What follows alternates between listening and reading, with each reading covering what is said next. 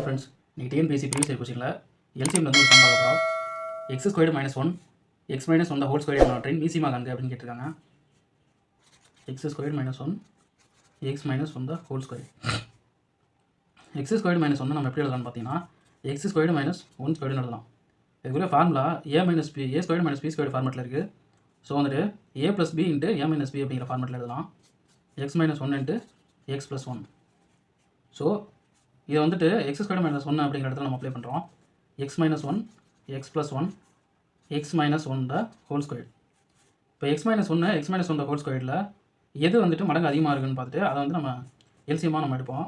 So வந்துட்டு x minus one the whole square தான் வந்து இது X minus one whole square காமனாக நம்ம எடுத்துருக்கோம். எக்ஸ் ப்ளஸ் ஒன்று நம்ம எடுத்து எழுதிக்கிறோம். ஸோ ஆப்ஷனில் வந்துட்டு இந்த ஆன்சர் இருக்கான்னு பார்த்தீங்கன்னா ஆப்ஷனில் இல்லை. ஸோ வந்துட்டு x minus one the whole ஸ்கொயரை நம்ம எப்படி எழுதலாம்னு பார்த்தீங்கன்னா x minus one into x minus ஒன்று எழுதலாம். X plus one. So x minus one இந்த எக்ஸ் மைனஸ் ஒன்று இந்த எக்ஸ் ப்ளஸ் ஒன்று இருக்குது பார்த்தீங்களா, அதை வந்துட்டு a squared minus b squared ஃபார்மெட்டுக்கு எழுதலாம். X squared minus one squared. So x minus one into x squared minus ஒன்று எழுதலாம். ஸோ ஆப்ஷனில் பார்த்தீங்கன்னா ஆப்ஷன் ஏவா இது இருக்குது. ஸோ இதுதான் வந்து கொடுக்கப்பட்டிருக்க கணக்கு ஆன்சர் ஃப்ரெண்ட்ஸ். தேங்க்யூ ஃபார் வாட்சிங்.